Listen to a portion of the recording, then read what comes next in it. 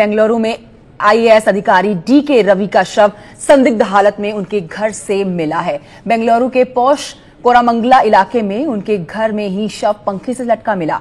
शाम 6 बजे उनकी पत्नी ने उनका शव लटका देखा। रवि कल ड्यूटी से घर लौटे थे, लेकिन सुबह 11 बजे ही घर लौट आए थे।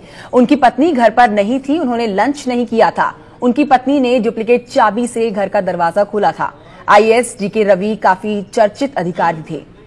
बेंगलुरु के पास कोलार में उन्होंने बिल्डर और रेत माफियाओं के खिलाफ मुहिम चलाई थी जब वो कोलार के डिप्टी कमिश्नर थे। माफियाओं की तरफ से उन्हें कई बार धमकी भी दी गई थी। शुरुआती जांच में पुलिस को खुदकुशी का शक है, लेकिन घर से कोई सुसाइड नोट नहीं मिला है।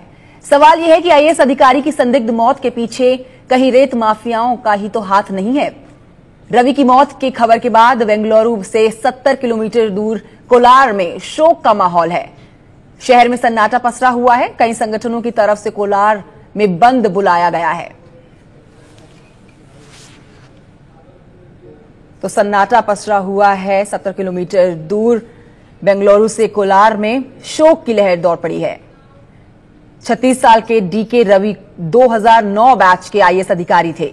फिलहाल वो बेंगलुरु में कमर्शियल टैक्स विभाग में एडिशनल कमिश्नर के पद पर तैनात थे।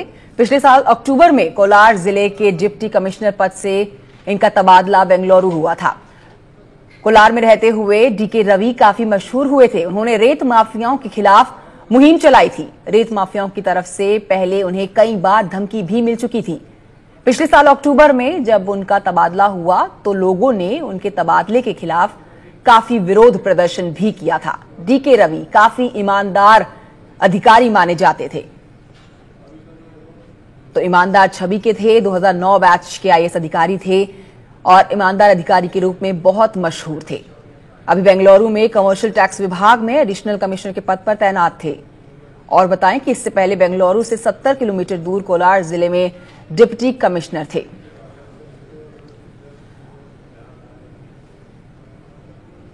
तो पुलिस ने खुदकुशी का ही शक जताया है, लेकिन सवाल यह है कि खुदकुशी के हालात आखिर पैदा ही क्यों हुए।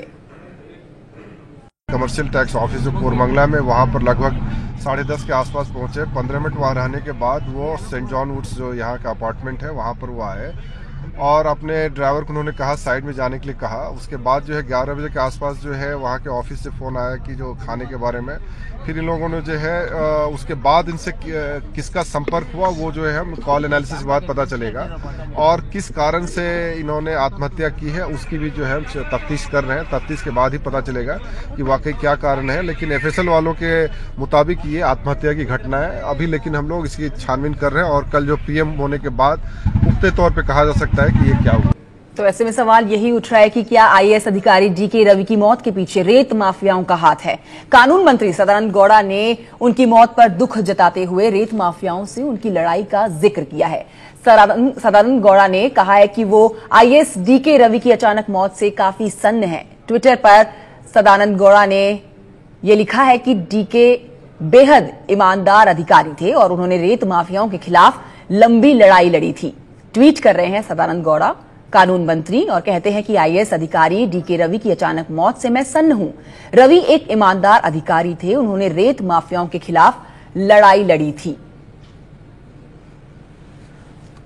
और इस पर बताएं बीजेपी ने भी मौत पर सवाल उठाने अब शुरू कर दिए हैं। जीवीएल नरसिम्हा राव ने बिल्डर माफिया पर शक जताया है। एक जो यंग आईएएस ऑफिसर की उनकी मृत्यु के बारे में जो जानकारी मिल रही है कर्नाटका से, रिग्रेटेबल इंसिडेंट है। क्या इसके पीछे किसी की साजिश थी? क्योंकि ये बिल्डर माफिया के खिलाफ लड़ रहे थे, तो इसलिए हम जानना चाहेंगे स्टेट पुलिस द्वारा क्या इसकी क्या फैक्टर्स रहे हैं, क्या कारण है उनकी मृत्यु का, क्या इसके पीछे किसी का हाथ है या कोई साजिश है। उम्मीद करते हैं राज्य सरकार और स्टेट पुलिस तुरंत इस पे जानकारी देगी, क्योंकि ऐसा यंग ऑफिसर का मामूली रूप से मृत्यु होना लगभग असंभव साबित होता है। और बताएं कि रवि के दोस्त भी मान रहे हैं कि रवि की मौत के पीछे किसी न किसी की साजिश है। तो मेंटली बहुत स्ट्रांग आदमी था वो। हमको ये यकीन नहीं आता, या बिलीव नहीं कर सकते हम ये कैसे हुआ। लेकिन वो ये चीज़ बताता हूँ मैं, एक चीज़ तो बता सकता हूँ, लेकिन वो तो सुसाइड करने का आदमी नहीं था, ऐसा आदमी नहीं है। वो मेंटली बहुत स्ट्रांग था। जब वो किसान फैमिली से, हम जैसे किसान फैमिली से आया है, लेकिन बहुत अच्छी तरफ से वो एकेडमिकली शाइन हुआ और MSc किया और पूसा कैंपस में गया। और वो एक कर्नाटका गवर्नमेंट में एक जॉब कर रहा था, तो उसको रिज़ाइन करके और 2 UPSC का एग्ज़ाम लिया नई दिल्ली में, उधर पास हुआ। लेकिन वो तो बहुत ही डाउनवर्ड आदमी था। वो हमेशा वो गरीब लोगों के लिए बहुत काम कर रहा था। तो बीजेपी को साजिश का शक और दोस्त भी मान रहे हैं कि खुदकुशी नहीं कर सकते थे डीके रवि। आपको बता दें कि संदिग्ध हालत में उनका शव घर पर मिला और बेंगलुरु के IAS अधिकारी डीके रवि की रहस्यमय हालात में हुई है मौत। लेकिन बीजेपी अब सवाल उठा रही है और उनके दोस्त मानते हैं कि वो खुदकुशी नहीं कर सकते, लेकिन पुलिस को शुरुआती जांच में ये खुदकुशी का मामला लग रहा है। अभी बेंगलुरु में कमर्शियल टैक्स विभाग में एडिशनल कमिश्नर के पद पर तैनात थे डीके रवि और इससे पहले बेंगलुरु से 70 किलोमीटर दूर कोलार जिले में डिप्टी कमिश्नर थे। वहीं बताएं कि कोलार जिले में रेत माफियाओं के खिलाफ मुहिम चलाने पर काफी मशहूर हुए थे। 2009 बैच के IAS अधिकारी थे, ईमानदार छवि के थे अधिकारी और अपनी ईमानदार छवि के लिए काफी मशहूर थे। पिछले साल अक्टूबर में कोलार से बेंगलुरु इनका तबादला हुआ था।